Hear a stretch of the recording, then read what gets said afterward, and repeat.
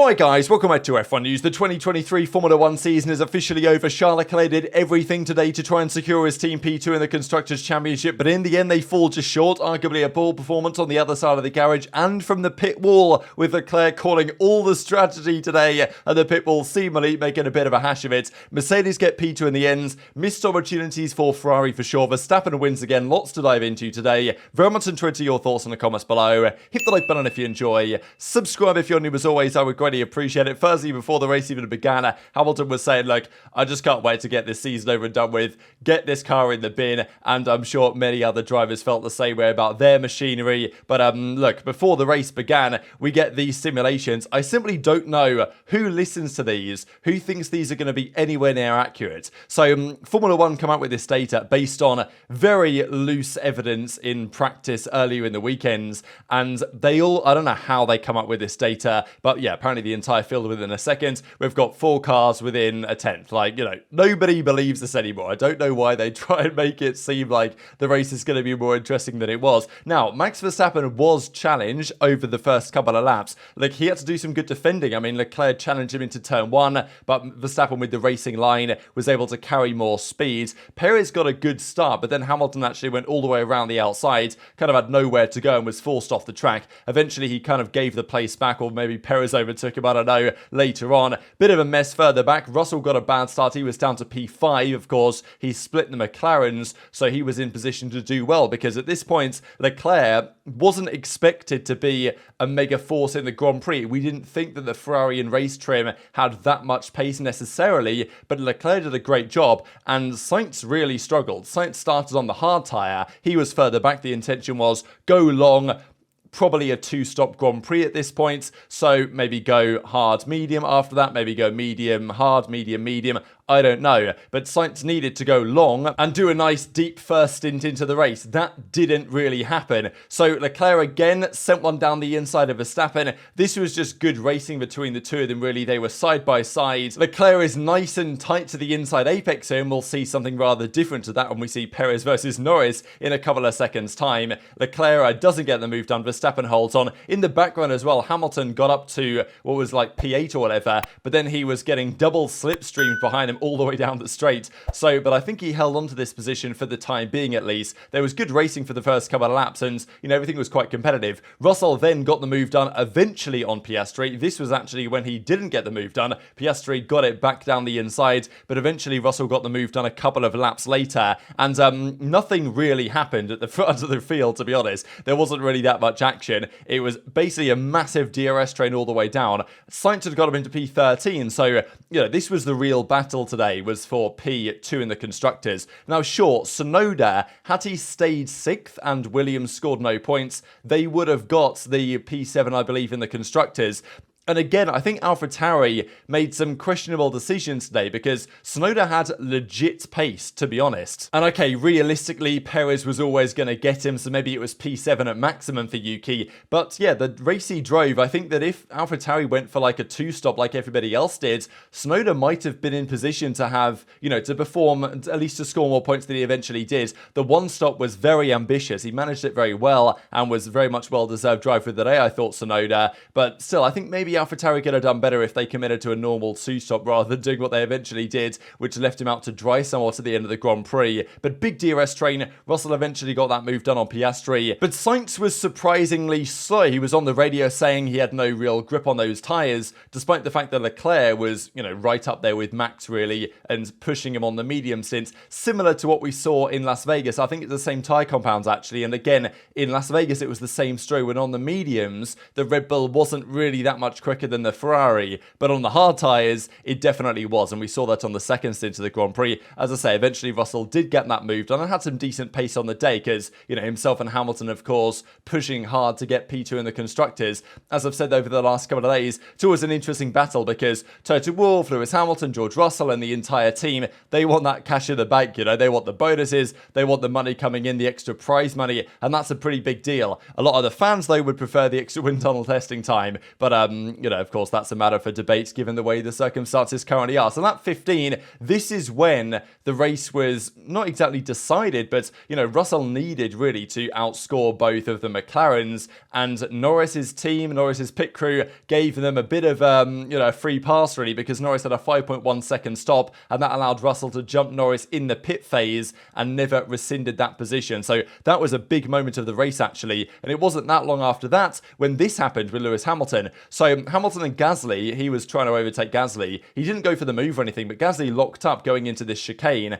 and Hamilton, I guess, was, trying to position his car so he could get a nice switchback to go for the overtake. I think it's just unfortunate really on both sides. Bit of contact, slight damage to the rear of Gasly's car, I think, slight damage to Hamilton's front wing, which was kind of like, well, bits fell off, part of it was kind of falling off. But we saw last time out in Las Vegas with Verstappen, front wing end plate, doesn't really much matter. But actually there was still some decent structural integrity at play there, because typically what happens is it will just fly off and it will have some aerodynamic impact, but it actually held on. I'm sure that Haas and Gunter Steiner were thinking, oh, maybe a black and orange flag, they called it the meatball flag, right, that would force Hamilton to pit. He actually did pit soon after this, but they didn't change the front wing because that was not going to make as much of a difference. Gasly as well was annoyed because they didn't pit him despite the fact that he was ahead of Ocon. They pit Ocon first, which meant that Ocon got a nice undercut on Gasly, as did Hamilton. So yeah, Gasly confused at strategy there from Alpine. Lots of questionable strategy decisions, it's got to be said today,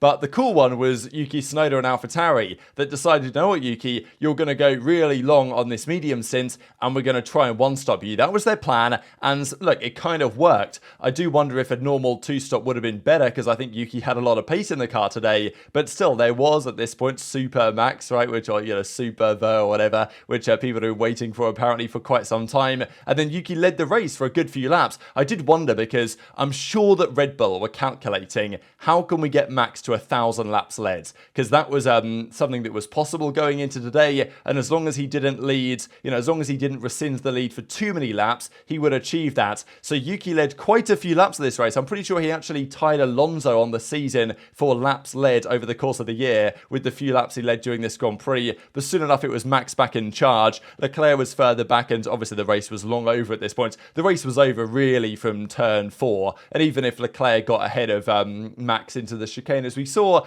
realistically, it wouldn't have mattered in the grand scheme of things. Now, this was the point of lap 24. Sainz here comes into the pits, and he was on the hard tyre. Yuki had also just pitted after like 20-something laps on the mediums. Sainz pits already on lap 24 on the hards. So this was a bit confusing, really, especially when they went onto the hard tyre again. So Sainz was committing to a two-stop strategy at that point. Hamilton was up in P9 here, but Tsunoda was pressuring him. Russell was in P3 and looking good to score a podium. Perez, though, was the threat. He was making progress. I mean, we know how good the RB19 is. But yeah, the Ferrari strategy was confusing to say the least when Sainz went on the hards, didn't go that long.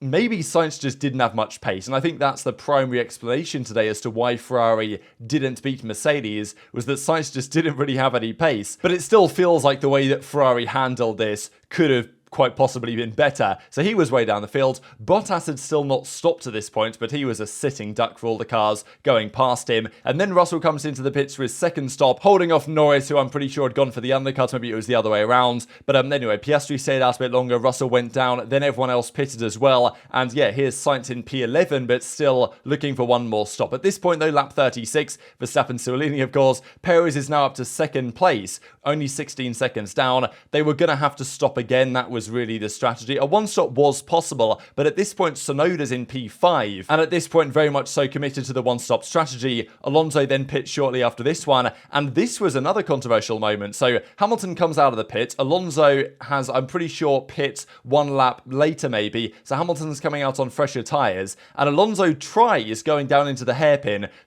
he just brakes and leaves off the accelerator to basically play DRS chicken. Now, Hamilton called it brake testing, which he kind of did, but he was basically trying to get DRS off Hamilton, right? He was trying to let him through, as Leclerc did to Perez at the end of the Grand Prix, as we'll discuss in a second. But Hamilton was, too smart for that. So he was like, no, you're going first, Alonso. I'll get the DRS, and then I'll get past you, as he did on this first straight, maybe the second straight. But then the next lap, Alonso got him back. So, the pace here between Hamilton's wounded Mercedes and the Aston Martin was pretty similar. This was investigated for a potential penalty, but eventually they decided that it's fine. It's a bit controversial, but the stewards definitely had a bit of a busy afternoon, and we'll get into that here in a second as well. Now, at this point, Ferrari would have been second in the Constructors, but this was mainly because a couple of guys hadn't pit yet, such as Stroll and also Sainz. So, yeah, Sainz is in a tricky position here. We're lap 40. The strategy from Ferrari was pray for a safety car. This was the strategy. And Sainz said that on the radio. It was like, all right, what can we do? And they said, yep, we're just hoping for a safety car at this point. And if they did, they'd be able to get a free pit stop. Maybe that would have been fine. But that never happened. There was no Latifi in this Grand Prix. So I'm pretty sure all the cars finished as well, which is, yeah, we don't often see many reliability troubles. And Verstappen's car, for example, made it through the entire season completely reliability issue free. So, yeah, Sainz was just kind of slow, to be honest. But also Ferrari, I don't think, made the best of their strategy options. I think they probably should have just gone longer with Sainz's first stint. I think that would have given them a better chance. Maybe even they could have tried the one-stop hard to medium, but Sainz wasn't happy on those tyres, I guess, and just didn't have anywhere near as much pace as Leclerc on the day. Hamilton was still fighting away with Alonso, and of course Tsunoda would expect to be dropping back through the fields on those older tyres. And yeah, this was the strategy for Sainz, just wait around until there's a safety car. So I'm not sure that was the best for Ferrari, but there were other options for Ferrari based on the Perez penalty that we'll get to in a second, which Leclerc spotted driving the Grand Prix, but Ferrari's strategy team seemingly did not. Now, there were also pit stop infringements noted for Hamilton, for Gasly, for Zhou, for Verstappen, and for one other one as well, that are apparently to do with, as it was investigated after the Grand Prix, related to pit crew potentially not wearing the required eye protection during a pit stop, which is very interesting. I don't know whether Ferrari were on the radio to the steward saying, hey, Hamilton's team did this. Can you get him a penalty, please? Or exactly who noted this, but it's kind of an unusual one, to say the least, and a few drivers were noted for it, but I don't imagine that if there is a fine, it'll be a fine rather than a penalty on track, I imagine. But speaking of penalties on track, this was the moment between Sergio Perez and Lando Norris. Honestly, not too dissimilar to lap 1 2021 when Verstappen and Hamilton coming down this straight and Verstappen sent it to the inside, and at that time Hamilton, instead of turning in and, well, taking the contact, he ran across the grass or ran across the runoff area, kept the lead. Verstappen wanted the position given back. The steward said no further action on that one. Now, if Hamilton had turned in there to Max, they'd have made contact, and that's basically what happens here. Perez on the inside, Norris turns in, but he kind of has to turn in, and Perez definitely, if you look at the line of Perez's car, this is not the line you take if you are trying to give room to the other car. He is trying to shepherd Norris off the road here, and if you looked at the way that Perez took the corner, he turned in, and then he probably could have turned more, but he didn't, and he was trying to usher Norris wide. Norris tries to commit to the corner. Norris is on the radio, he just crashed into me, and shortly afterwards, a 5-second penalty applied to Checo Perez. So definitely a controversial one, because Perez will say, look, I was at the inside at the apex, which he kind of was, so it was my corner. But I think Perez should really have given Norris more room in this scenario, but I've definitely seen instances like this not punished before. But, this one was given a 5 seconds. So, and actually this time the 5 seconds was rather influential, because after the 5 second was officially dished out, now it was collision with Norris rather than with Russell, of course, but that did mean that looking forwards, it opened the door for potentially Ferrari to make an interesting strategical move. Now, the main hope here was that Perez wouldn't get the penalty, he would overtake Russell, not overtake Leclerc, and that would potentially be enough for Ferrari and the Constructors, because a Perez instead of Russell would drop Mercedes down by 3 points based on what they eventually scored,